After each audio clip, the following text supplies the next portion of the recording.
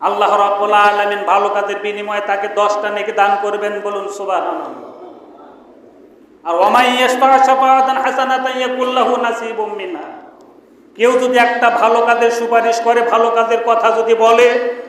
ভালো কাজের যদি সুপরামর্শ দেয়,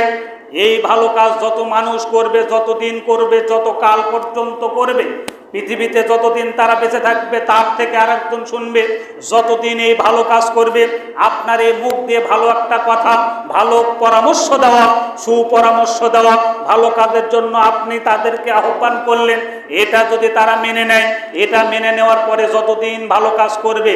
আপনার দায়িত্ব থেকে আপনি আপনার দায়িত্ব পালন করলেন, আল্লাহ রাব্বুল আলামিন বলছেন নাসিবুম মিনহা, এর এক অংশ সব তার আমলে চলে যাবে, বলুন সুবহানাল্লাহ। ওয়ামাই ইয়াশফা শাফাআতান সাইয়্যাতান ইয়াকুল লাহু কিফলুম মিনহা, কেউ যদি একটা অন্যায় কাজ করে, কেউ যদি একটা অপরাধের কাজ করে, কেউ যদি ন্যায়ের কাজ না করে, মন্দের জন্য কেউ যদি সুপারিশ করে, যদি বলো আসো আজকে খেলা আছে, আসো আজকে ডিজে গান হবে, আসো আজকে এই জায়গায় এই হবে, মন্দের দিকে যদি এরকম আহ্বান করে, যত মানুষ এই মন্দ কাজ করবে, আল্লাহ আলামিন তার আমল নামায় দিবেন যতদিন পর্যন্ত এই কাজ করবে। মানুষ যখন মৃত্যুবরণ করবে, ইয়াতবাউল মাইয়িতু সালাসা ফারজি ইসনান ওয়া ইয়াবকা মাহু ওয়াহিদা, আল্লাহ রাসূল জানিয়ে দিয়েছেন, মানুষ যখন মৃত্যুবরণ করে, মৃত্যুবরণ করার পরে কবর পর্যন্ত 3টা বস্তু যায়, ওখান থেকে 2টি বস্তু ফিরে আসে, তার আহাল পরিবার এবং তার সম্পদ, আর একটা জিনিস যেটা থাকে সেটা হচ্ছে তার সঙ্গে আমল, যে আমল আপনি দুনিয়াতে করেছেন। এবার আসুন, আপনি যদি দুনিয়াতে ভালো কাজ করে থাকেন, ভালো কাজের যদি আপনি আঞ্জাম দিয়ে থাকেন, ভালোর জন্য যদি আপনি মানুষকে আহ্বান করে থাকেন, ভালোর জন্য আপনি যদি সুপরামর্শ দিয়ে থাকেন, এই ভালো কাজ যতদিন এই জমিনে চলবে, এর এক অংশ সব আল্লাহ দেবেন। আল্লাহ রাব্বুল আলামিন বলছেন, তোমরা এই রকম ভালো কাজের যে ব্যক্তি সুপারিশ করবে,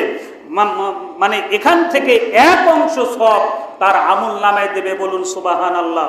আর যদি মন্দ কাজ হয়ে থাকে, তাহলে এখান থেকে এক অংশ সব মানে গুনাহ তার আমল নামায় যাবে, তার আমল নামায় যাবে। মানে মৃত্যুবরণ যখন আমরা করব,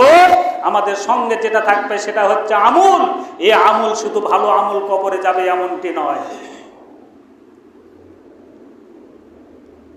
ওয়ায়াবকা আমালুহু, তার সঙ্গে থাকবে আমল, যে আমল দুনিয়াতে আপনি করেছেন, এই আমলটা ভালো করে থাকলে ভালো আমল আপনার কবরে যাবে, আর যদি মন্দ আমল করে থাকেন, মন্দ আমলটাও কবরে যাবে। দুনিয়াতে যদি আপনি ভালো জন্য সুপারিশ করে থাকেন, তাহলে এর বিনিময়ে যতগুলি সব, এক অংশ সব এটাও আপনার কবরে যাবে।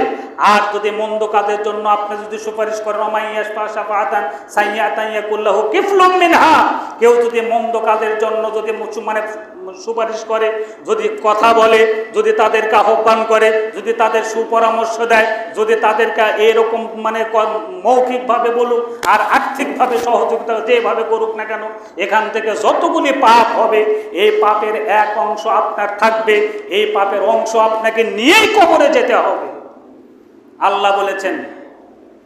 সূরা নিসা 85 নম্বর আয়াত, বাসায় দিয়ে খুলবেন, তাফসীর করবেন।